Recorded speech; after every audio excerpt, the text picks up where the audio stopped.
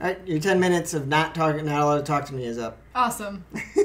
That was so peaceful. I think we should do that before every show. Just not talk to each other? No, yep.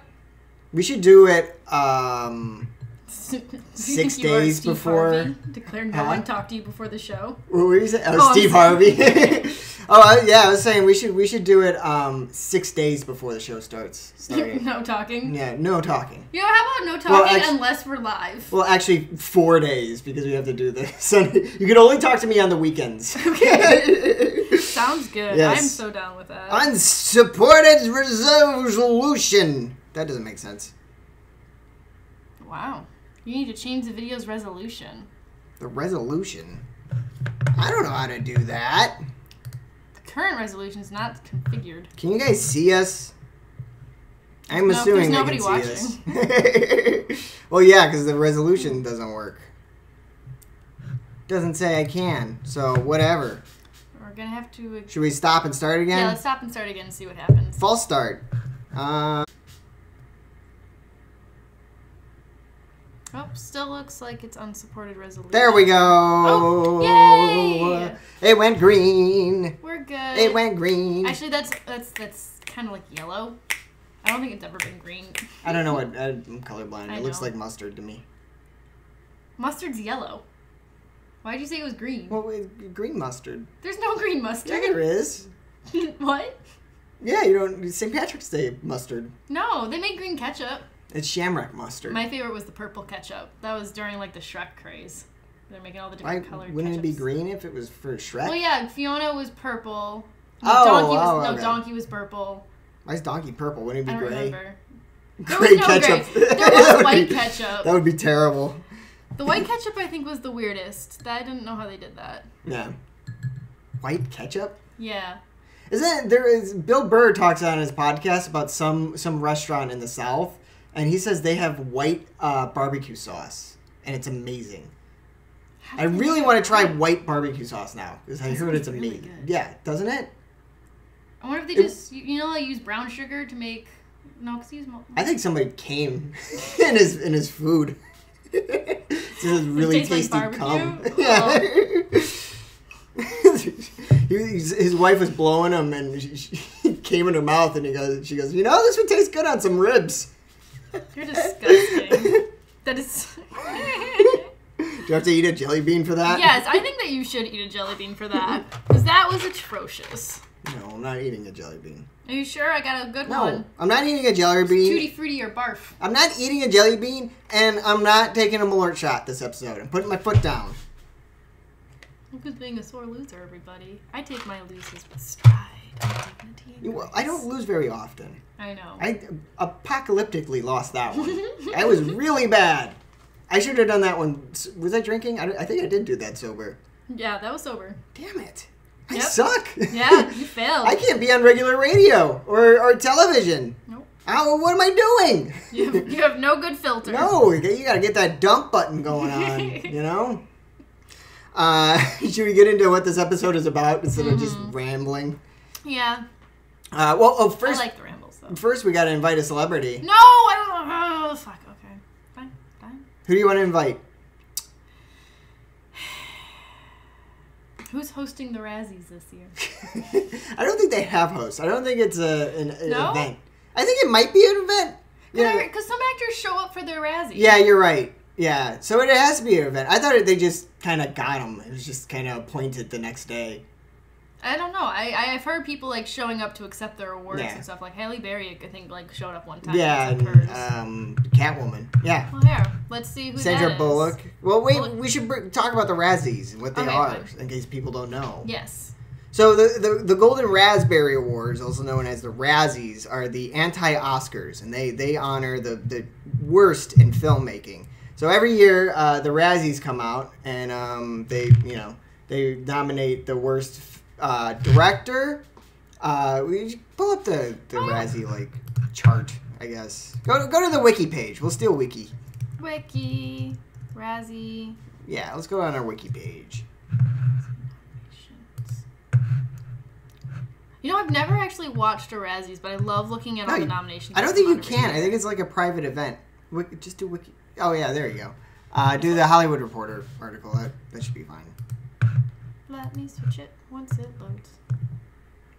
We got a lot of tabs for this episode. Yes, we do. This might be an hour and a halfer.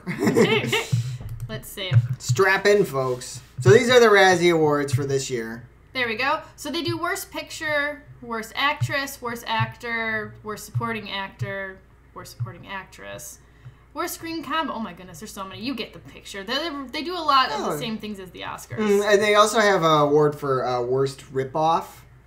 Oh, yeah? Mm-hmm. What's Ripoff? Yeah. Ripoff or... I forgot. Yeah, that's it. Ripoff or sequel. Remake, ripoff, or sequel. That's a newer one. I like that. That's a good one. I like how they count the Meg as a ripoff of Jaws. Well, it is. I don't know. You can't make shark movies after Jaws, I feel like. No, it was lightning in a bottle. Yeah. Everything else has never worked. All right, so that's the Razzies. Mm-hmm. They happen every year, and we decided we were supposed to do the Coen Brothers thing. We were supposed to do the Coen Brothers. It's supposed to be pre-recorded, which it has to be pre-recorded because we tried that with the Halloween, and I don't know. It was tough. It was tough. Well, it goes on for too long. Yeah. You needed some editing. So we're doing the Coen Brothers rankings next week, which I feel like is appropriate because of the new Big Lebowski teaser trailer. Teaser. Yes. Yeah, what the fuck is that about? Ooh, that's exciting. I think it's just for the Super Bowl ad. Like a little clip. Yeah, I think it's probably some ad. It's probably an ad for Kahlua or some shit. I hope Kahlua starts making a dude. Yeah, really. Dude Why branded hasn't that Kahlua happened? and vodka. Oh, dude branded White Russians. Yes. That'd be great. Make So yeah. millions. So next week we will have a pre-recorded ranking of the Coen Brother movies. It will be next week for sure, 100%.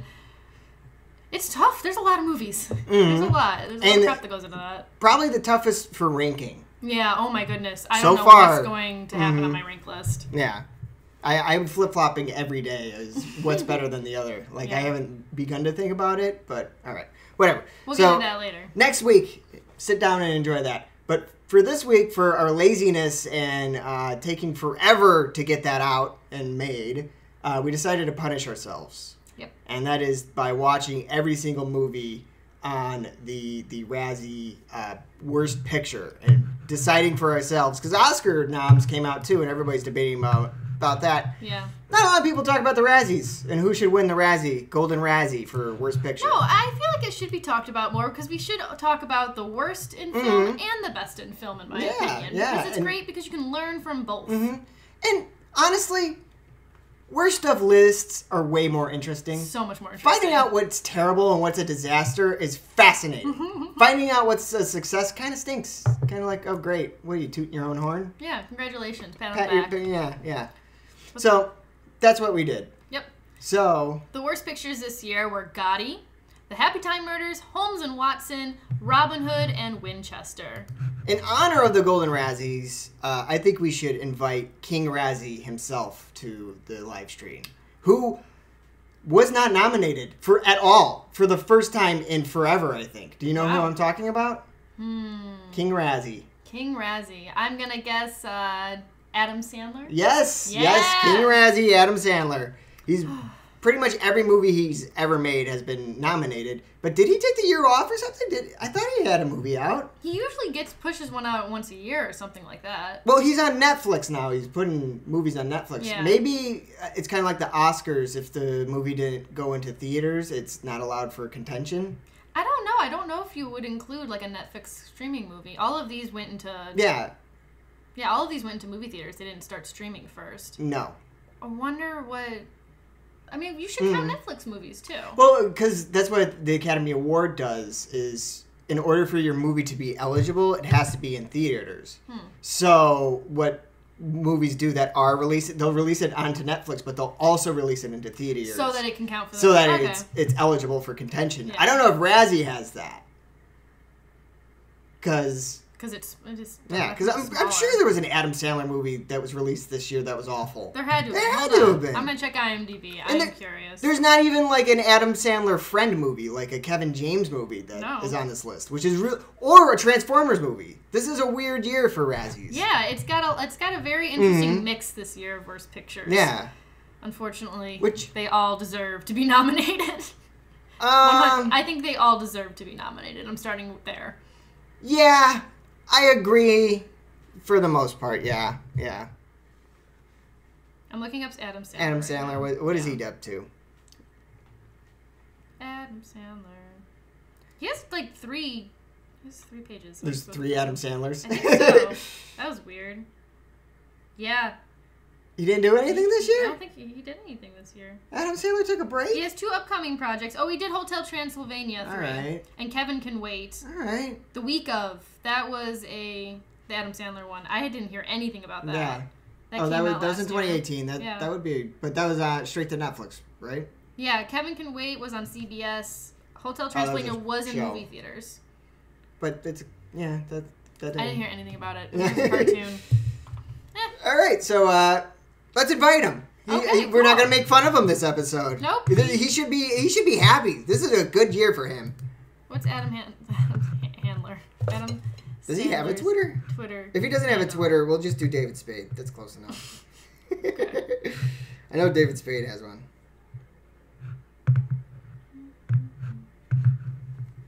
Oh, that mouse. We need a mouse pad. Yes, we do. Clunk, clunk, It's clunk. making a lot of noise. Adam Sandler's Twitter. Why can't you look this up? I don't know. I'm or not talk enjoying you during doing this it. while I'm on the phone? I Notice don't how when you know. were on the phone, I started talking so that it wasn't just somebody searching something? Sorry. Oh my god, you're the worst. Let's look at who's the worst actresses whilst we wait. I don't think he has a Twitter.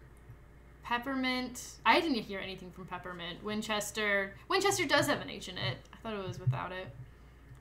Wait. When you asked me how to spell Winchester, that's the H you were talking about? Yeah. It wasn't Winchester. I thought you were talking about WHIN. No, I was asking if there was an H in it. Okay, Adam Sandler doesn't have a Twitter. You know what? Let's not invite anybody. You annoyed me enough. I'm sorry. Was that your strategy this Yes. whole time? Was Yes. you hate this bit, so you're not going to participate at Exactly. all? Yes. So it's a colossal dud, so I give up on it. Please. Fine. Yes! I give up for this week. I thought I won. I hate this bit. All right, let's get into the show. Let's do it. Let's just jump in. Right. Let's talk about the Razzie noms. Winchester was the first one. We watched this one last night. Yeah. What did you think of it? It was really just there. It was boring. It was really boring. It was, he leaves his room, shit happens, jump scare, runs back to his room, has a jump scare. It's like, it's just dependent on jump scares too much. So, do you want to explain the plot? You're better at that than I am. So Winchester is pretty much, it's based on a true story, as in it kind of takes small little snippets of history and just goes crazy with it. There is a weird house in California named Winchester. It's in like San Jose or something. Yeah, it is. San And Jose. pretty much Sarah Winchester, her husband or her grandfather, She's an heir to the Winchester company. who makes the guns. And so apparently she gets possessed by the spirits of people who have died from the guns, and she makes these like rooms, and she has to build the room that the person died in to strengthen their connection to Earth, so she can apologize to them so that they can leave Earth. And then she destroys the room and builds another room. So she just keeps building rooms. So this house, the real story is that this house is huge. The Winchester lady just kind of kept building and tearing down and building. It's based on a true story. There is an actual Winchester house. And there was a lady who was Sarah Winchester. And she was very paranoid and afraid of spirits because, she was heir to the Winchester rifle, the gun that won the West. A lot of Famous. people died from Winchester. Yeah, so she felt responsible. So she made this house to confuse the spirits. So pretty much this movie, they just took a real lady and a spooky house and made their own story. Yep. Out of whatever. Made it up as they went along, it felt like. Oh my goodness, it's so like, I don't know what's going to happen next. Let's just have the kid walking around with a sack on his head again. Yeah, sure. There's if you watch Red Letter Media, they talk a lot about how horror movies, they have to have rules. Mm-hmm. Because otherwise, you don't know what the fuck to do. You know? It's like Batman's utility belt. It's just everything kind of happen. Just like you could just make anything happen whenever the fuck you want, and it's stupid, you know? And that's kind of what happened in this movie. Like, the ghosts never had rules. Occasionally, and they didn't even have motives. It's like, do you want to kill her? What? Yeah, because it's like they had so many opportunities to just kill her, but no, I think they wanted to torture her and her family first. I think. Yeah. But I don't know. And then the question of just, like, so you have to build these rooms for these guys to get strengthened, but what happens to, like, Winchester wife probably used outdoors a lot. Mm-hmm. It probably was not, like, do you build outdoor rooms too? What are the rules of this house? How do why are they connected to it? Yeah. Why do you have to build the room they died in? And how come it's only people that were killed inside get this liberty? He must be killed in a room in order to conjure Miss Winchester. And the Winchester is a rifle, so like I can't imagine a lot of people getting killed in a room with a rifle. Yeah, like that's an outdoor weapon. Those are outdoor guns. I could see if it was like Sam Colt, the Colt family. But like I don't know. Yeah, and then these spirits can just do whatever the fuck they want. Apparently, they caused an earthquake. Oh yeah, they caused the 1906 earthquake. Which destroys the house in the end. Well, no, one spirit does, which was the main like or antagonist. Yeah. Spirit. He's the bad ghost. That we didn't meet until the very end of the movie. Well, spoiler alert! It turns out to be somebody you meet at the beginning of the movie. Yeah, that's the twist. But yeah, it's like, who cares? So the guy was the main ghost, the evil guy, was this Confederate soldier that had there was some battle where a bunch of Confederates. And two of his brothers were in that battle, and the Union Army had Winchesters, and Confederates just had the stupid bolt action things. So it's pretty much just a slaughter. Just a slaughter. So the dude goes, "Oh man, my brothers were slaughtered by this gun. Let me go shoot up the gun manufacturers. How about you go get mad at the fucking generals that didn't give you the proper guns? Like." It's not the gun manufacturer's fault that they supplied the better gun to the better army. Exactly. I mean, it just seems like such a silly plot. And apparently that never happened either. Yeah, so he goes and shoots up a mass shooting. Yeah. At the gun manufacturer. And so he's the main ghost that is trying to kill or torture or curse. He's trying to do something bad to her, I guess. I don't know. In the end, he just kind of slams her against a shelf and... Yeah. Calls it quits. But we just talked about the exciting parts. 90% of this movie... That was the exciting parts, you guys. Were you bored? Because you were retelling it, I'm bored. Which is like probably a grand total of 5 minutes of the entire movie. Most of the movie is Helen Mirren and that weird alcoholic dude sitting and talking. Oh yeah, Dr. Eric something. Eric something, who was completely made up. He didn't exist in real life either. What the Yeah, but I don't know. It's not this is by far the best of the worst, I guess. Like, I could see somebody being entertained by it. I could see some, like, you know what I mean? I don't know. It was really boring. Also, we didn't even talk about the weird-ass glory hole scene, by the way. Oh, the, like, talking pipes? There were talking pipes, and one of them he sticks his ear to, and, like, a tongue comes out of it and licks him, but, like, that never comes up again. Like, there's no... Oh, yeah, I forgot about that. It was a very, just a quick moment. They had these pipes in the wall where it would have, like, library over it so that he could talk to somebody in the library and something else. But the one that said garden on it was crossed off and had a thing over it or something. And he heard somebody crying in the garden, and then he goes to listen, and a tongue came out.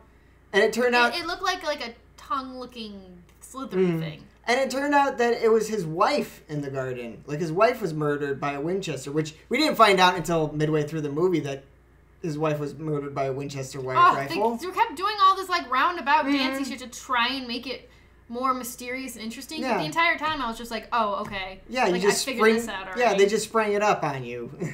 But, yeah, but why was his wife licking his ear to try and scare him? Exactly. What was he doing? All right. It doesn't make sense. There's no rules to it. Yeah. But I definitely agree. It's probably not the worst that we watched, but it was pretty bad. At least they were trying to do something. They tried. Out of all the movies we watched, so the budget for this one was... I was really, really surprised. This is why I don't want to beat up on this movie too much. The budget was only $3.5 million, according to Wikipedia. That's not a lot. No wonder the... How do you hire Helen Mirren for... Did she do it... Is she, like, hard up for cash? Maybe she was bored. Like, I feel like a third of that budget would go to her. She must have got paid nothing. Maybe she is hard up. Yeah. Poor woman. Well, It made $41.3 million at the box office. No way, you're kidding me. Nope. I thought you... $3.5 million budget made read that $41 million at the box office. There's the money for her. They paid her off in they had. Effect. I don't know if it works like that, but shit. So I'm assuming we're gonna see Winchester 2. Please no, dear Lord, no. Look how much it made. I don't care. That doesn't mean go for a second one. That was lightning in a bottle. That was a mistake. That was people going to the movie theaters, no one enjoying it, and not planning on going to a second one. That's what they need to understand. Yeah. This is not... Take the money and run, material. You're saying. Exactly. Take it, run, you got lucky, go to Rio, party. I don't give a shit. Just don't make a second one. All right. Next movie. What's the next one on the list? The Happy Time Murders. Oh, okay. So for this one... for those of you who didn't know, was the puppet movie, right? The R-rated puppet movie. Made by Brian Henson. That's not what part of the Jim Henson family. It's his son, isn't it? I think so. I'm pretty sure it's his son. There's the Happy Time Murders unloaded Wikipedia. Unloaded Wikipedia. Oh, now you get to see what happens when you Google Happy Time Murders. There you go. There's a Happy Time Murders. When the puppet cast of a 90s children's TV show begin to get murdered one by one. Murdered. A disgraced LAPD detective turned private eye puppet takes on the case. So this one, fucked it up. Shit. There we go. Grabbed the wrong thing. We are just having an off day today. We are. Because of technology. Yeah, well, that's because we had to watch all these shit movies. I know. Honestly, the last 3 days have been miserable. I noticed it's awful. I've been in a bad mood. Mm-hmm. I've been like so pissy and irritated lately. I don't want to go outside. I hate everything. Yeah, like Happy Time Murders especially. Because when we were watching this movie, like, if I saw this movie in theaters, first off, I would walk out 5 minutes in. Yes, I would be gone. I would be gone. But second off, if I was in the theater and people were laughing at it, I would be so upset for humanity. If this is what people found funny in everyday life, I'm concerned. It's not funny. I didn't laugh once. About 5 minutes in, I kept going like, can we just turn this off now? I get the gist. Like, I get it. I wrote down, It felt like something from interdimensional cable on Rick and Morty. If you know those episodes when it felt like, but an entire movie was this. Oh my god, it was awful. Improv sketch that they just dragged out, and the jokes they made, every joke was just dragged out way too long. Did they make jokes? The jokes they tried to make, what you could call jokes. I don't even want to explain the plot because the plot is just it's a by the numbers buddy cop movie essentially, right? Yeah. That's all it is. It's a by-the-numbers buddy cop movie. It's like somebody saw Who Framed Roger Rabbit, wanted to try and make that with puppets, but then wanted to add, like, a more, like, silly rom-com kind of, like, shitty improv feel to it. Like the Anchorman, but it didn't... Bridesmaids, like that. I thought it was going to be... of humor. I thought it was going to be more of that, but 90% of the jokes were, look at these puppets saying and doing things very vulgar and crass. They depended on Muppets being inappropriate way too much and hoping they were just gonna ride that out. Yeah. Oh my god, it was horrible. Like 5 minutes in, I said, I get it. Can we just turn it off? Yeah. Like I get what they're doing. Like I don't want to watch this for 90 minutes. How long? It's an hour and 31. Well, it's the first rated R Muppets movie, so they were trying to make it like so rated R, but they just missed the point. They focused too much on that. Is it a Muppets movie? I mean, Brian Henson, I'm using Muppets. Yeah, I mean, the guy that created Muppets' son made it, but besides that, Melissa McCarthy stinks. Can we say it? She's awful. She's terrible. Actress. No. Okay, I was never into Bridesmaids to begin with. I never liked it. I never found it very funny. I always thought it was very overrated. That, I think, is an unpopular opinion. I think the majority vote is Bridesmaid was good. Mm-hmm. But I don't think that... If that one's considered good, nothing else... Everything else is dropped off from there. Okay, one of the only jokes... This is how bad this movie was. One of the only jokes in this movie was occasionally... Or 2 times. But the first time she did it... So, Melissa McCarthy does Asshole Say What? Joke. Oh, to Joe McHale. To Joe McHale. Joe McHale's in this. I don't know how he got suckered into this. And he was awful. He was horrendous. Terrible. He So he was like just kind of like a blank cop in the background for the first half. He's the FBI asshole. Yeah, but the first half he was just kind of in the background, and like occasionally he'd be like, "Hey, you guys, don't be doing that." And then midway through the movie, he turned into "Hand me your gun and badge" guy. Yeah. And it's just like, ugh. And he didn't even like. It was terrible. But so she goes, "Asshole, say what?" She does that joke. Yeah. And acts like she wrote it. Like that is the oldest, like hackiest fucking joke. And then he doesn't get it when she does it to him, and she sits there. Literally, part of this movie was explaining the "asshole say what" joke. Yes. Oh my goodness. You know, it took its time explaining every joke that happened. Yeah. They had to point it out. If there was a joke, it was immediately like that. Like, explain what was funny about that joke. Oh. It just made it painful. Oh, it was horrendous. Oh. Like, there were so many times where I go, if I saw that, I would walk out of the theater. Mm-hmm. Oh, remember? Oh, a terrible scene just popped in my head. Remember when something was happening with her radio? Oh, so she just fucking took out her gun and shot the radio in the car instead of turning it off. And then they laughed. It's like, did she just shoot the fucking engine? Like, what? Also, please explain the rules of this Muppet that bothered me mashup with humans. I mean, Roger Rabbit did a really good job of kind of explaining and framing the rules of this weird combined world. Yes. The only one I can compare this to is Who Framed Roger Rabbit, and I'm upset that they're even in like the same. That is what it was trying to do. Was Who Framed Roger Rabbit with Muppets. But the thing was like I don't know. Who Framed Roger Rabbit was good because they kind of explained that the cartoons were drawn by people. Yeah. Like people kind of invented them. The Muppets, it just kind of makes it seem like they were like a species that always existed. That were like, and obviously they made them look like black people. Just. Take out racism. Yeah, take out like jokes about, you know, black people being tortured by police and, you know, and replace it with Muppets. You got the movie. It's the whole movie. Ugh, it was awful. I hated every minute of it. It was really, really bad. And yeah, I'm really glad. So I'm getting upset talking about it too. Like I'm just like, this is such a like, oh, and I think that you could have made a rated R Muppets movie. You could have made it work. I don't think so. I think you could. I don't think so. This fucked up any chance of that ever happening, though, in my opinion. Because I think that it is a concept that would be fun to play with. It could have been the next Who Framed Roger Rabbit. Unless you do it, you got to do it like Team America World Police. And I wasn't even a big fan of that film. And I love Trey Parker and Matt Stone and South Park guys. You know what movie I'm talking about? Yeah, I've never actually seen this movie, but I know that this is the South Park guys. Yeah, I mean, you got to do it kind of like that. That movie was popular. I didn't particularly find it funny. Some people did, whatever.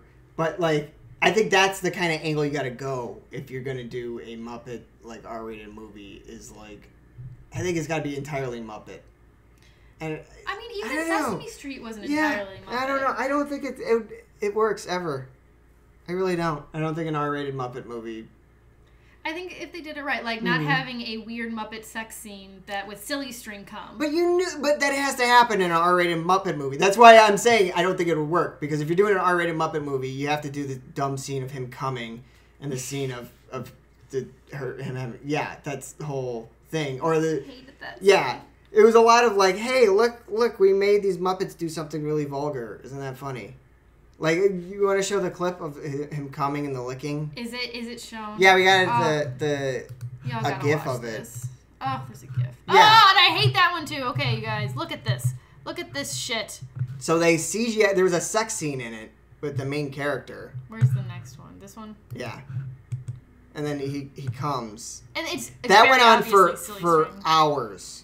It went on for at least 3 minutes, and then it continued to be a joke for another 2 in the background. Yeah. That's too much cum joke in one go. It was awful. It was just, ugh. And he's, like, doing it all around the room, and it just looks like somebody sitting there with a can of silly string, shaking a puppet, and just going like this. Well, yeah, I get that, because the puppets kind of, I don't know, they did weird things, like sugar got them high. Yeah, they needed to explain that, too, a little bit more. Yeah. Except sometimes they had drugs that only Muppets can do that would kill humans. But because Melissa McCarthy has a puppet liver? I don't care. don't care. I don't want to think about this movie anymore. It was really I hated this movie. This movie alone was punishment enough. Yeah, having to sit through that. Not finishing Coen Brothers. It was brutal. Afterwards, I just sat there. I was just like pissed off the rest of the day. Mm-hmm. It was unpleasant. It really was. Yeah. Should we move on to the next movie? Oh, wait. For Happy Time Murders. This makes me happy about America. That this awful trash. The budget for it was $40 to $47 million. I don't know why there's a hyphen. So it could have been $40 million or $47 million. There's a questionable $7 million there that I don't know where that money went. Is Muppet technology really that expensive? And it made $27.5 million in the box office. No Muppet Time 2! Yes! Oh, please don't do it. Don't ever, never see these. Bury it. Never these Happy again. Time Murders ever again. Oh. Mm-mm. All right. I'm happy that failed. Yes. That makes me feel good inside. On to the next movie that we What's next? totally watched. Oh, yeah. Totes watched that. Totally, yeah. We went to the movie theater. It was still playing, and Robin Hood was nominated. Robin Hood 2018. Yes, the one with Jamie Foxx and some other guy. What's the other guy? I don't know. Jamie, the guy from Kingsman. Oh yeah, the guy from Kingsman. Yeah, we watched this movie. Remember, we watched it. I was trying just to place where he was. Yeah, it wasn't like we couldn't find it online and just said, looks generic and boring, whatever. It's not worth $17.75. Yeah, we could probably wing faking watching this. So we definitely watched this movie. It was forgettable. I don't remember anything that happened in it. And I saw there were some fight scenes. Yeah, those fight scenes. Arrows, lots of arrows. Yeah. Oh. Yeah. Remember when he stole from the rich, gave to the poor? That was a good scene. Great scene. I cried. Yeah. Oh, what about that climax where he fights the bad guy? I don't remember that one. No, it was a bad movie. I forgot I was supposed to not like this movie because it's a Razzie. What was it box office? So the budget was $100 million, which sounds like a request from Dr. Evil. I want $100 million to make a bad Robin Hood movie. And box office was $82.2 million, so that is a bomb. That is also a bomb. Usually with $100 million, you want to make $200 million worldwide. You want to double your profit. I remember when the commercials for this Robin Hood first came out. I don't. You had no idea this was even a movie until the Razzies. Has there ever been a good live-action Robin Hood? Robin Hood Men in Tights. That's a great one. I love that one growing up. Not my favorite Mel Brooks. But just remove it from the Mel Brooks. It's actually kind of a funny movie. All right, I guess There's some good parts in it. I guess the Robin Hood Kevin Costner was a hit. I don't know. It was before our time. Which one's the Kevin Costner one? There's too many Robin Hoods. First off, let's start right there. I don't know. Like I said, has there ever been a good live-action Robin Hood? No, there's not. The only good Robin Hood is the one with the fox. Oh, the cartoon. Yes. Yeah, that was a good one. I don't even remember it. Oh, I remember liking it and watching it. I remember the intro was way too long with that rooster whistling. Did it have a good song? I remember it having a good theme song. It had a very song. catchy whistle song. A tune. Doo-doo. That one? No. It's Yearling Limited. It's a very different movie. Yeah. Okay, can we move on from Robin Hood? Yeah, the movie that we watched. Yeah, we watched. No, it wasn't great. Bad. But yeah, just forgettable. Yeah, we don't even remember watching it. Holmes and Watson. Ugh. All right. So this one, I think you know the plot. Who cares? Holmes and Watson. Winchester was the only one we had to explain the plot. Yeah, because that one was a little weird. Yeah, it's a generic Sherlock Holmes movie with Will Ferrell jokes. Yeah. Throughout. Yeah. Unfunny Will Ferrell. Like the worst parts of Anchorman, like the deleted scenes of Anchorman that you never saw. Like the ones that hit the editing floor. Mm-hmm. That's what this movie was. And I gotta say, maybe the hype around how bad this movie was got to me. But I didn't think it was that terrible. Really? I didn't think it was that terrible. They took a joke, and every once in a while they had a good little joke, and then I'm not saying it was good. Way too long with it. Like, they kept going, and it's like, just stick with the simple joke. Like, keep going. No, I get that. Stop. Yeah, that was bad. No, it was bad.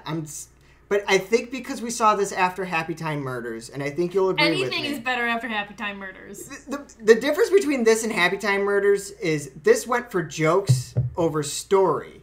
Happy Time Murders, for some reason, went for story over jokes and vulgar imagery. You know what I mean? Like, this was a PG-13 comedy, so it was a little more subdued. It wasn't just like, oh, look, he said fuck. Isn't that funny? Yeah. So we didn't get those jokes. So it didn't irritate me as much. So maybe that's what got to me. It was bad. I'm not saying it wasn't bad, but it did steal a couple laughs out of me. I did chuckle on this race. When the queen dies... So, yeah, that scene was fun, but they totally killed that scene. They went too far with it. Again, if they had just done it a little bit better, but okay. I did chuckle a little bit at the part where they're ramming her into the chest. Yeah, the queen comes to visit them, and they're trying to take a selfie with her with a giant camera. It's funny. They kept trying to bring, like, modern humor into, like, oh, we're old-timey, but I'm making a modern joke. Let's do a duck face. Yeah. The joke was funny if they just, like, had the big camera and it was just a one-offer, but they had to sit there and be like, oh, we're taking a selfie. Like, you're supposed to, I hear that pursing your lips makes you more attractive, so they all, like, start pursing their lips together. So John C. Reilly, he turns the camera and hits the queen and says she's definitely dead. Yeah. And they think she's dead, and they're trying to, like, hide her body. And, like, I don't know, I thought that was funny because they had this, like, dummy queen, and they were, like, putting it into weird places. They made it very obvious it was a dummy queen, which I kind of liked. I don't know. The guards outside knocking on the door, like, oh, are you out there? And they were doing, like, queen impressions, and, like, propped her up to the door and made her talk. Like, that scene's funny, but they totally killed it by her just coming back to life. I guess. It's by the end of it. It's like she just pops up and just goes, okay, give me a copy of the selfie. I'm going to get going now. Yeah, it's like, oh, the joke would have been so much funnier if it was like, it had to go somewhere. I guess that would have worked better if it was like an SNL bit. You know what I mean? And not in that, like, out of this movie, that's a funny, like, skit to do. Yeah, but I guess. But within the context of the movie, it didn't go anywhere. It didn't help the plot at all. It was just like a weird little scene that didn't do anything. So for Happy Time Murders, I compared that to the interdimensional cable from Rick and Morty, right? Mm-hmm. This I compared to Simpsons. So you know how, like, Simpsons, Marge would walk in on, like, Bart and Lisa being like, what are you watching? That's Marge or Yoda. Oh my gosh, that was the worst. Okay, I'm sorry, that was a bad impression. Holy fuck. So Marge. Everybody's distracted by that bad impression. What are you watching? Homie. I mean, you got her, like, graveliness down. You didn't get the cadence. No. So Marge would walk in on, like, Bart and Lisa and be like, oh, what are you watching? And they'd be like, oh, we're watching... I feel like this is something they'd say. Yeah, like... We're watching Sherlock Holmes starring John C. Reilly and Will Ferrell. You know what I mean? Like Luke Skywalker and Guys and Dolls. Yeah, exactly. No, just like a weird, like, Simpson, like, I don't know. It's just some, like, weird moment where you're just like, hi, happy that doesn't exist. It strikes me as a throwaway joke. Like, just you know what I mean? Like, and this is a throwaway joke that's been put to an hour 40. Exactly. And with Will Ferrell doing Will Ferrell things. Unfunny Will Ferrell. Because there are times where Will Ferrell is funny. Mm-hmm. Not in this. This is like the bad Will Ferrell all the way through. Yes. But it did steal a couple chuckles. So that's why I say it's better than Happy Time. The ending scene, nobody's going to watch this movie, so the ending scene where they put the loves, so they have these two love interests. Okay. Both of them have these love interests. And they finally, like, get together in the end of the movie, but they have to go back to America. Yeah. So they're saying goodbye and professing their love to each other. And then they get on the ship, and it's the Titanic. Put boredom under the Titanic. They're like, the safest travels on the unsinkable ship. That's, once again, out of context. Maybe if I wasn't in a miserable mood from the bad Will Ferrell for an hour and a half, I would find that funny. Like, exactly. That's kind of an amusing joke. Makes it better than Happy Time Murders. It does. This, I think, was the most bearable to watch because there were those slight snippets of just... Like a nose chuckle. And there's... I feel like hardcore Will Ferrell fans will find more humor out of this. I don't know if there are any still. What was the budget and box office on this one? So this one, budget was $42 million, and it's still in movie theaters. So, right. But it raked in $39 million. Okay, so it's not off to a bad start since it's still in theaters. They might break even. You're right. Good word of mouth so far on this one. It might break even. I don't think so. It's the closest to its budget that we've gotten, though. I kind of want to... we got to talk about Ralph Fiennes in this movie. The waste of a good actor, Ralph Fiennes? Did he have any lines of dialogue? No. Or did he just stand there? He just stood there menacingly. I'm like, do you know Ralph Fiennes is one of... He speaks so eloquently. He would have made a great Moriarty. Yeah, that's what I was... Utilized That's him. what I was thinking. You know how many, like... Are there any Sherlock Holmes fanboys out there? Or something? I'm sure there is. If there's any Sherlock Holmes fanboys, you know how mad they were when they found out Ralph Fiennes is playing Moriarty in a fucking Will Ferrell movie? Like, oh my god, because he would be a great... He would be as far as I know. Moriarty, I don't know that in my much opinion. about Sherlock Holmes, but yeah. He would play the part so well. Mm-hmm. And he's wasted on this movie, and it makes me so mad because even so, they're like, his character never speaks, and then when he finally has his moment, they switch the actors out. Did you notice that? Yeah, I did notice that. Yeah, at the very end. He's supposed to be a duplicate. He didn't even get the dying monologue. It just... And they like teased a sequel in the end, I think. Yeah, because he goes to the United States. Yeah. I don't know if they teased a sequel. I don't think it was a sequel. I thought it was just a tag dumb joke. And even then, he didn't do anything. You're mad at the Ralph Fiennes. That is what hurts me here with this movie. It hurts my soul to know that Ralph Fiennes was wasted on this movie. You had such an opportunity. You're a big Ralph Fiennes fan. Yes, I am. He does amazing in Grand Budapest Hotel, okay? He's perfect. He's got to be one of my favorite actors. Is there a bad movie? I mean... Hail Caesar? Hail Caesar, he's fantastic in. Grand Budapest, he makes that entire movie. Yeah, that movie would not have been as good as it is without him. Yeah. He would have made a great Moriarty. Is he on Titanic? He's in Titanic, isn't he? One of the rich people.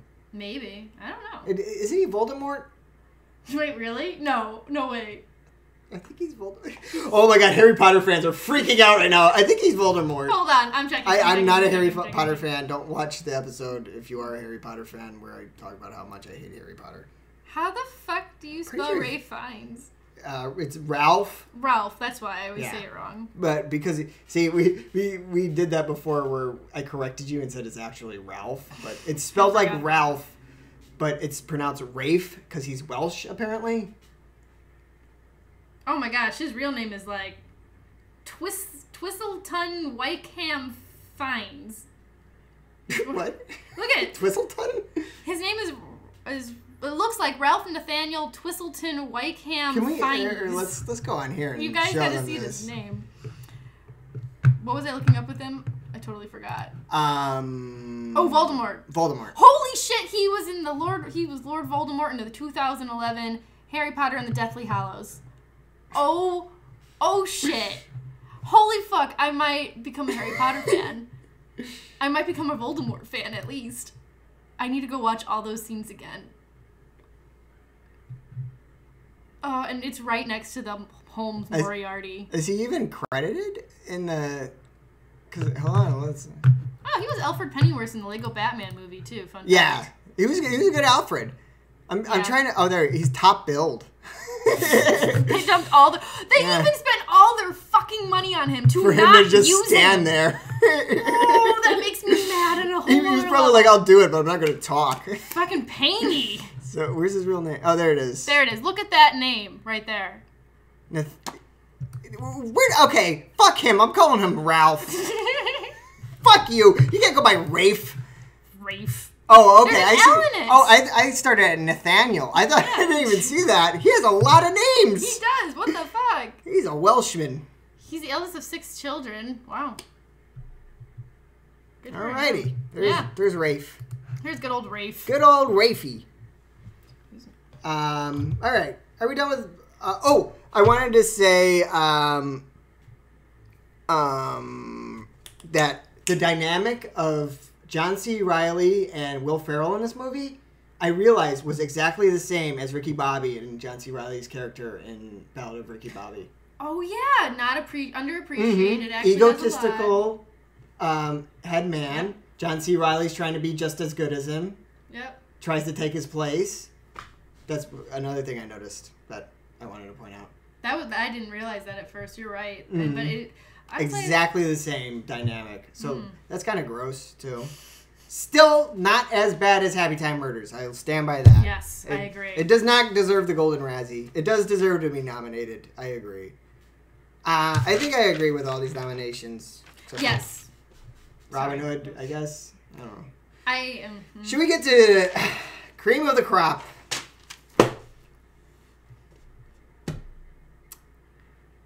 Don, what did you think of Gotti? As somebody who loves Mafia. Loves! Casino. Goodfellas. Sopranos. I'm counting down the days until The Irishman comes out, Scorsese's next film. This is our Star Wars. This is gangster movies are our Star Wars. This movie hurt me. I was angry. I was yelling at the TV. Yes. This movie deserves to be on this list times 100. This movie made me mad. I'm trying to. All right. I hated this movie. Should we explain? It's Gotti. It's Gotti. Did we tell him it's Gotti? So Gotti is a biopic of James Gotti. Yes. The real life gangster who I don't know much about because I'm 25 and wasn't around in the 70s and didn't live in New York. He was a badass. He got out of a lot of indictments. Yeah, he was a gangster. He was very in the public eye as a gangster, though. He was kind of like he glorified gangster life. Yeah, he was kind of one of those Robin Hood kind of guy in the community. Like, the community really actually liked him. Wasn't portrayed in this movie at all. No, if you're going to play the Robin Hood angle, make him likable. Which they didn't play the Robin Hood angle until after he fucking dies. So the whole beginning of the movie, you see him being a murdering gangster, and then then he dies, and you're supposed to feel bad for him. Fuck you! What did he do to make me feel bad for him? They didn't make him a likable character at all. They just made him like this toxically masculine, annoying, over the top. Well, I mean, John Travolta played him like that. Can we talk about the intro scene? Start from the top. Literally nothing was right in this movie. Everything was bad. It's like everyone whoever created this movie watched mobster movies, went, I kind of like that, and then just made it so blatant and so just twisted it and exploded it. They didn't get it. And then they went, well, okay. So they went, I wanna be like Scorsese and have these dialogue scenes with a lot of F words and funny comebacks, but I can't rip off Scorsese too much. So I'm just going to put the camera in a stagnant shot of two people just sitting in a chair having a conversation. Hardly moves. It's so boring. It's just a straight on two shot, like sitcom kind of filming with horrendous lighting. Can we just talk about the cinematography? Lighting I've ever seen in my life. Oh, do we have pictures of the cinematography? We do have pictures. You need to. We even have the set ready to go to adjust to Gotti lighting. You know what? We should have had the Gotti lighting. You want Gotti lighting? You got Gotti lighting. We're gonna go dark for a minute. This. Oh, he's still getting lights. Okay, I don't know. Here's some Gotti lighting for you. This is what the entire movie looks like. This is what the movie looks like. Isn't this great? Oh, no. No, it's too bright. Still too bright. Still too bright. Maybe they didn't have the blue undertone, but we don't have another light bulb. Oh, there we go. This is Gotti lighting. Good. I'm happy I'm now silhouetted. You guys like this movie? Huh? Look at what this looks like. We're not even joking. Everything is this dull, drab, gray, Every shot looks like somebody left the light on in the other room. Look at it! It's awful! Everything's dark and, it's too dark over here. I can't get into this movie at all. Look at this. Look at how dark. I hated that about this movie. Ugh, that intro scene. That fucking Okay, we can talk about scene. the intro scene. Motherfucking intro scene. It's so bad. Scorsese did narration right, where he played narration over stuff that was happening that it contributed to the story. And had music that fit the scene. And had... Ooh, let's get to the music in a minute. So, you don't have the mob guy break the third wall and talk to you unless he can actually pull it off. And John Travolta cannot pull that shit off. His accent is terrible. Yeah. The writing is terrible. And it starts off with a Pitbull song. Oh, I'm sorry. It starts off with a Pitbull song. Pitbull was apparently inspired by John Gotti and wanted to be a part of this movie so bad. And also the Gotti family was heavily involved in making this movie. They were on set every day. Which, I don't know what they were thinking, because the whole first half of this movie is he's just a vicious gangster. He's just an asshole. And also, apparently the movie is based on John Gotti's son, John A. Gotti, who wrote a book. So it's all from his perspective and his family's perspective of him, which makes sense why there's just so much just sitting around with the family and talking, and not a lot really happens. And also, you always start the scene in the middle of an issue. Yeah. That was the bad thing about the writing. So, the perfect example. So one part of the movie, John A. Gotti gets in a fight at a bar. Do we have a picture of John A. Gotti? I don't think we do. It's just more bad lighting. Ugh, just more bad lighting. Oh, yeah, we should do a side-by-side of the John A. Gotti in the movie and the real John A. Gotti. Oh my gosh, yes. Because the John A. Gotti in the movie is super buff. Okay, I gotta turn on one of these lights. Please, turn something on. I can't turn on a light. John A. That's more so Gotti lighting. There we go. The last one was a little over-exaggerated. This is more accurate. Movie versus real life. I don't know. You think that'll work? We'll find out. So what was I saying before I had to turn that light on? Oh, it starts in the middle. Oh, okay. So, the perfect example. So, John A. Gotti, John Gotti's son, gets in a fight at a bar.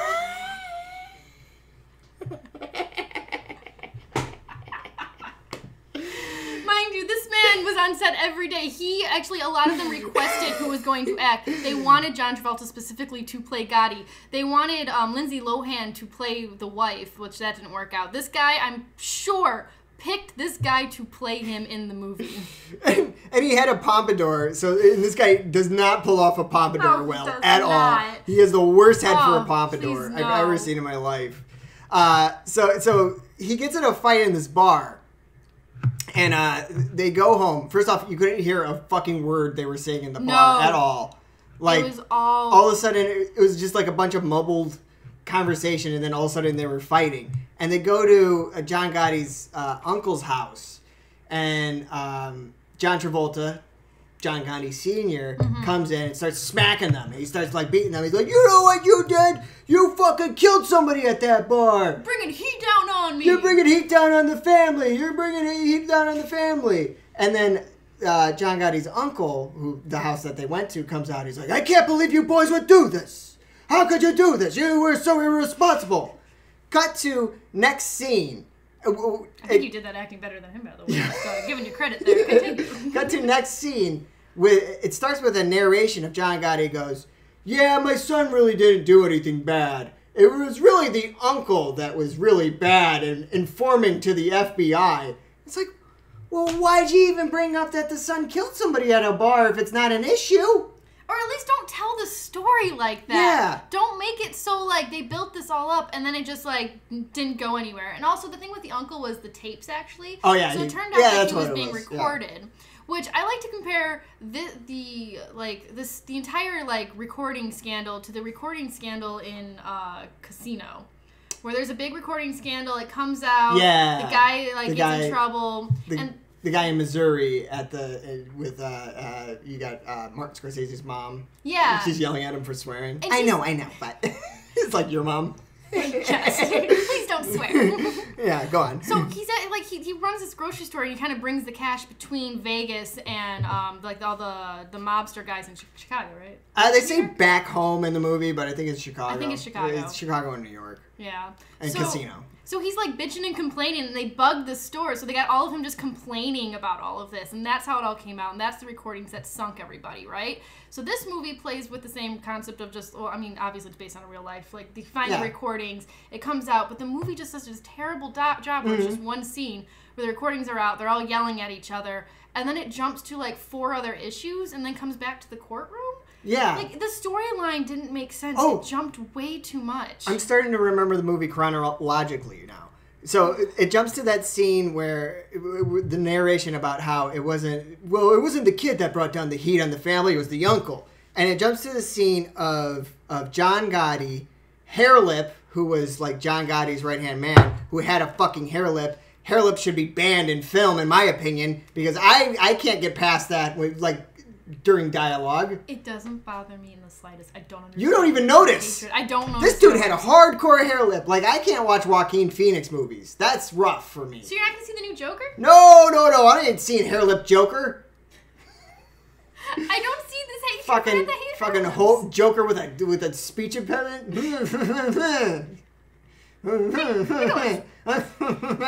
Nah, nobody's watching with a hair lip. Who cares? Casmucinus doesn't have a hair lip. That you know of. I would know! I just told you how distracting they are. Oh, yeah, that's right. I haven't seen Casmucinus. Yeah, you don't know who Casmucinus is. So, anyway, it cuts to a scene with hair lip, John Travolta, and the uncle, and the uncle's trying to explain himself, and John Travolta's, get the fuck out of here. So the guy leaves. And Hair Lip, who the whole movie has been, he's right there with John Gotti. He's right-hand man, like I said. I think he was above him at this point. Yeah. Yeah, he was the boss of the family. Yeah. Goes, I have cancer. It was a room. It was a room! It was the room reveal of cancer. Oh, this cancer's really killing me, man. This movie had room elements in it! If your movie has room elements in it, it is a bad movie. It is a terrible movie. You do not want to homage The Room in your gangster film. And then it comes, actually, I'll give him credit. In The Room, it never came back. He did die. But they say, like, in the end, it was like, this is an example of the writing being bad. It was like, they said it was the cancer that got him. But he really died of a broken heart. No, that was the uncle. That was after they put him on the shelf. Oh, I'm sorry. They put him on the shelf. And didn't explain what that meant. It doesn't do a good job of explaining what anything. should be explained. You didn't know who anybody was. At some points, they even have to use like little titles to show you who's who, but they don't do a good job of discriminating them in the movie. Like they just all muddled together. They would say their name, but I feel like unless you grew up on the East Coast in John Gotti's neighborhood during the time, or grew up in the 70s when this was all going on, you don't know what the fuck that means. Like, nope. I don't know anything about gangsters besides Casino and Goodfellas and Godfather. Like, I just know gangsters from the movies. I don't know anything about John Gotti. I know everything. I keep calling him James by accident. Yeah. Like, I know everything from this movie, which wasn't very good, and I know that the Gottis had a hand in it.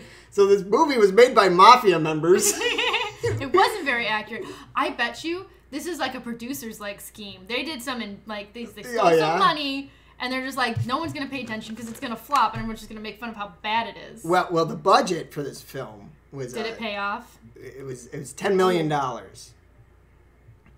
Box office return for this film, no. $4.3 million. So they didn't make off for very much. So they didn't make a lot of money. But you're right. Bad. If the Gottis are involved in this film, which I don't think we should be talking about it in that case... Two Italians talking bad about the Gottis. Yeah, really. Oh, shit. Fuck. Sorry. The last thing I really want to talk about with this one... God, there's so much I want to talk about with this one. I'm okay going over talking. Okay, we're going over a little bit because I want to talk about this. I want to talk about two. The music never fits the fucking scene at all. Or it'll fit for like a word. And not the rest of it. The scene when Frankie gets, spoiler alert, his kid gets murdered, in case you don't know Gotti shit. It wasn't murdered, it was an accident. Sorry. The kid gets hit by a car, and like the music that's playing over it doesn't work. The music that plays over the hospital scene doesn't work. It's not... I told you, I turned to you during the movie. It's like, I feel like somebody just put their Spotify playlist on shuffle and just picked whatever song came up during the shuffle. Yeah, that works. We'll just throw that one in. Yeah, why not? And there is an art to putting a song that maybe doesn't fit the mood to something like somebody killing somebody to a happy song. It's a good twist because you're hearing a happy song, you're seeing something bad playing. That is something that some people do, but this movie does not do that. Or if it's trying to do it, it doesn't do it well. It's trying to be Casino and Goodfellas, where they have that soundtrack along the bottom throughout the whole movie, and it's done so well in Goodfellas. It has some great songs, and like regardless of what the song is saying, if it doesn't fit into the scene, it still sounds nice for the dialogue. It still captures what's happening in the scene or what the scene looks like. It captures something of it while twisting it a little bit. And then this movie, I feel like the part where the audio or the songs were really bad was when he got off on some kind of charge, right? Oh, yeah. He got off on some kind of charge. Oh, no, this part. And so he walked. So what song would you play if your gangster guy is walking on a charge? Obviously, Walk Like an Egyptian. That part, I started getting mad, and I didn't know why, and then you turned me and went, is this Walk Like an Egyptian? And I was like, this is so fucking done with this shit! Flip the coffee table, I'm done! And that was in between the Pitbull songs. Yes, Pitbull did the score of this movie, by the way. Why? This movie is just a train wreck, and like I said, nothing went right for this movie. This movie did everything It did everything wrong. Oh, God, what else do I want to talk about? Oh, I want to talk about the ending. How so Gotti, the movie, it starts with Gotti's son going to see his father for the first time in years because he's in solitary confinement because he was put to jail for murdering people, as far as I know. I'm pretty sure that was it. And he gets rolled out like a Cannibal Lecter style. Yeah, he's in a chair. He has cancer, and he said he has mouth, throat, and tongue cancer. His face looked so bad, like the makeup. He looked like who is it? Snoke from The Last Jedi? Snoke. I was thinking Thanos. You had Thanos chin. I got a picture of his. Hold on, where is it? I had a picture of it somewhere. Oh. Can you help me? Help me. Oh. Where is his Thanos chin? I need to see his Thanos chin. Honestly, anytime I saw him, there's a picture that really shows his face, but I don't see it next to Thanos. No, it's not next to Thanos. It's that one. No, I want to see him in during the interview scenes, because he would be interviewed by his son because his son had wanted a plea deal because he didn't want to spend his whole life in jail. Oh yeah, the son was gonna go to the cops, pretty much just do a plea deal, and the dad, Gotti, was not okay with that. He's like, "You're a man. Men don't back down.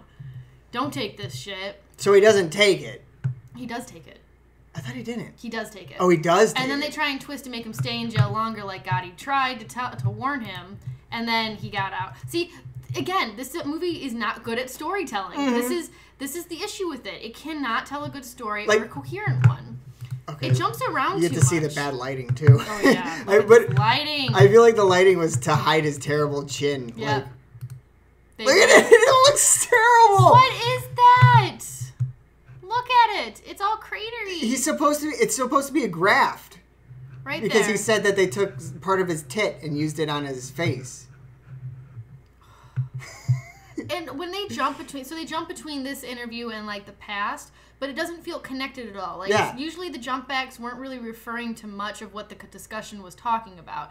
And then they didn't tell you what year it was, so you're not really 100% sure who's who or what year it is. For example, his son, there was a part where I thought we were when this son is still in military school and he's a kid. Yeah. And apparently he was a grown adult and already made. And I was so confused. This movie it does not do anything right. And then the most gross part of this movie, the part of this movie that I think makes it nail in the coffin. Not the nail in the coffin, just make you feel scuzzy while you watch it. Was the very end of the movie was so after Gotti dies, they then decide to show him as this hero. Oh, look how great Yeah, and the only way they do that is by showing news like clips of people talking about how great it is. The real footage from the It was Gotti. It was real news footage from the 70s about the Gotti. But like during the movie, the only time you saw him like contributing to the community was there was an old lady walking with some groceries. And he goes, "Oh, go help her." He makes one of his henchmen boys like go help the old lady. That was the only time you saw him being like good to the community. Yeah. So and then the next couple scenes are his son trying to get out of jail, and like the court system is trying to railroad him. And I'm like, well, didn't he kill somebody in a bar? Like. And that's only the one. Like, there was other hints that he was a made man, and he started doing some of the dirty work with John Travolta with Gotti. So it's like, these guys have killed people. Yeah. And then there was one scene where, so the son goes to court, and the judge prolongs the court for another week or something, or another month or something. Yeah. And Gotti's wife, widow, stands up and is like, "You're doing exactly what you did to my son, or my husband to my son." And I'm like, what, throw a murderous criminal behind bars? Yeah, I kind of approve of this move. Exactly. like, I don't know what you're getting at. Like, am I supposed to feel bad for this guy? And then... You don't have any connection with anybody in this movie. When you're watching Casino or Goodfellas or Godfather, you're kind of like rooting for the bad guy almost. You want to talk about glorifying gangsters? Like, this movie straight up is saying, like, hey, watch this dude do some straight up gangster shit. And then you're supposed to be mad at the court system for throwing him in jail? This is making me happy that like the court system. Throw him in jail. Yeah, throw the whole family in jail. Keep them out of here. Yeah. Clearly, they're killing people. And the only evidence to the contrary that I see, like I said, I know nothing about the Gotti situation. I know nothing. The only evidence to the contrary that I see is some news clip of some guy going, the neighborhood was better when he was around. It was a lot safer. It's like, was it? Well, because they only killed their own kind. He only killed his own kind, so it's okay, because he killed everybody else. Yeah, I mean, it's the difference between Stalin and Hitler. Stalin only killed his own people, so people don't look at him as bad as Hitler. Wow. Stalin killed more people. Gotti is the Stalin. Gotti is the Stalin of Italians, I'm saying. Cool. Stalalian. He's Stalalian. Stop there. Stop. Quit digging that Struck oil? Is that what you're saying? Yes. Just okay. Leave it. Are we done with our Gotti rant? I'm going to be completely honest. I feel so much I don't know if that better. made sense. I feel so much better getting it out, though. It might be. There was so much anger muddled inside me. Oh, God, I wanted to talk about this movie so much. It was so bad. This was the first one we watched too. Watching this one first, I think, really destroyed any of the other ones for me, because this one this one was the one that started the bad mood, the anger for the last 2 days of cramming all these bad movies in for this fucking episode. Yeah, you want to feel depressed? Watch all the Razzie nominated. Start to have so you just sit there feeling bad for the universe. The world is just. Well, the thing was, like, I was doing a lot of open mics, so a lot of bad comedy, and then watching a lot of bad movies. So I would start to watch like. You can only handle one or the other, but both together. No, I started enjoying like the badness, like oh, that's bad, but it's still kind of funny. Like, I was just like, ugh. Maybe that's why I was kind of light on Holmes and Watson. Because it was the only one that kind of gave you a little bit of like hope that there's like this movie might actually not be the worst. I guess. I don't know. What did we learn? Nothing. But the thing that I'm surprised about this episode is I thought for sure it would come down to Holmes and Watson versus Gotti. That was your assumption at the beginning of all this? At the beginning of all this, I thought it was those two movies are the top two bad movies of the year. That's interesting. I feel like I had a different experience with that Razzie list. Just so Beforehand, no, I knew going into it that Gotti was going to be shit. Yeah. Well, because I watched it. I watched it twice. This was the second time I had to watch it. I actually might have to agree with you. Gotti and Holmes and Watson seemed like the top two contenders for me. I thought Happy Time Murders was going to be one of those so bad, but it kind of has a few moments of redeeming, just like I thought Happy Time Murders would be more like Watson and Holmes. Like, I thought Watson and Holmes would be a lot more like terrible improv dialogue. Yeah. But it turns out Happy Time Murders is way worse than Watson and Holmes. Way worse. Way worse. Way worse. I was sitting there for Watson and Holmes, and I was like, because I don't think I've ever walked out on a movie that I paid for in the theater. I would walk out on Happy Time Murders. I would. 5 minutes in, I would walk out. Yeah. I don't know if I'd walk out on Watson and Holmes. Holmes and Watson. I'd probably sit there and be like, there might be something I find funny. I might get a chuckle out of this. I gotta say, though, too, going off that, Happy Time Murders, I probably would walk out, too. And I'm not one for walking out. Yeah, if I spend I've never that walked ticket, out. I'm fucking sitting for the entire thing no matter what happens. Happy Time Murders, I would have walked out. Gotti, I would have stayed. I would have stayed for Gotti, too. I would have stayed, yeah. Mm-hmm. I needed to see all of the train wreck. Yes, I agree. Do I need to watch it again? Never again. Never. It's not a room so bad it's good. No. But it's same thing with Winchester. Like I wouldn't have walked out of Winchester. I would have had to resolve that. Yeah. It's bad, but I want to see how it ends. Yeah. You know?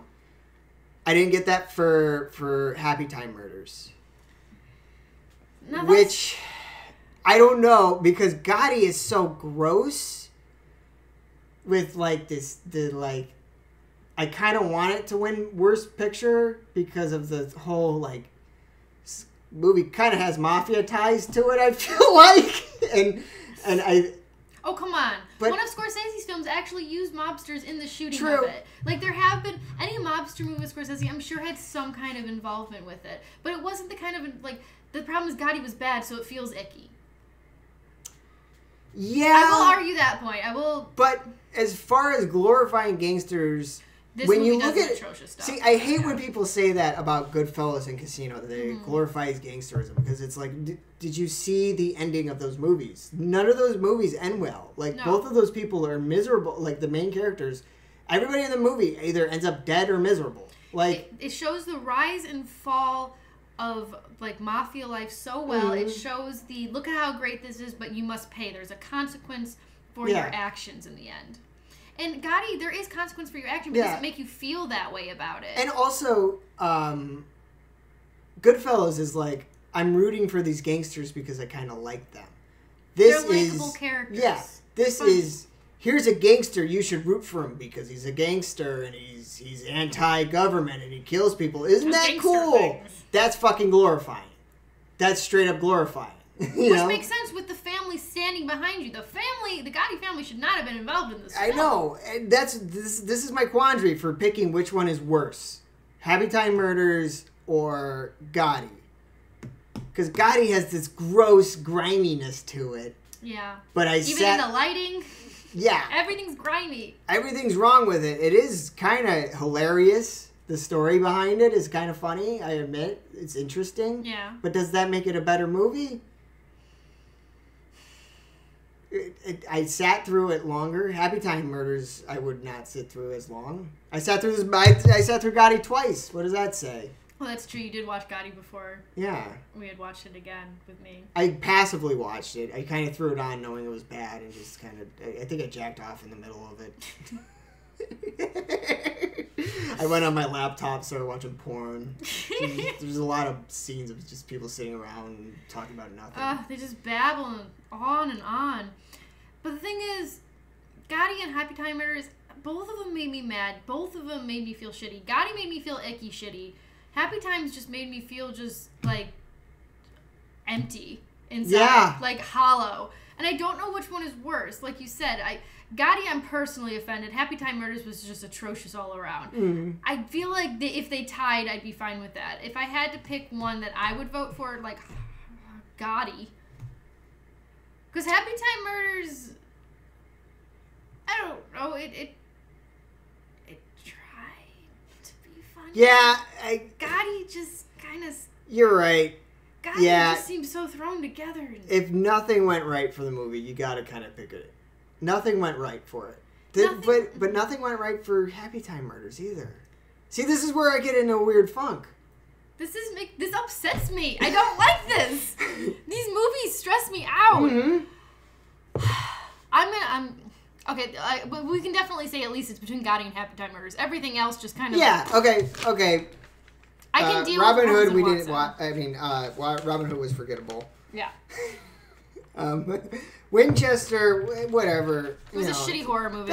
Yeah, low budget horror movie. What do you expect? Yeah. Man, I don't know. I'm gonna go Gotti. I'm solidifying my answer as Gotti just because if they tried to make I would be down for them trying to make another Muppets movie. If they tried to make another Gotti movie, I would just look at it and go, fuck this. Like, it turns me off the entire experience. No, fuck that. Yeah. Try with the Muppets again with a rated R movie. I think it's doable. Gotti just needs to stop being a thing. I'm going to go with... I'm going to go Gotti. I'm going to go with Sunday... There's a live stream before the Pro Bowl, hour before the Pro Bowl. You might want to watch that. Me and Dom are going to be discussing things. What do we got to talk about Sunday? Pro Bowl stuff? Pro Bowl stuff. All right, good. I thought you had something planned. No? Do I? Right. Am I supposed to? No. All right. Well, that's the end of the episode. I hope you guys enjoyed our Razzie prediction video. Goodbye!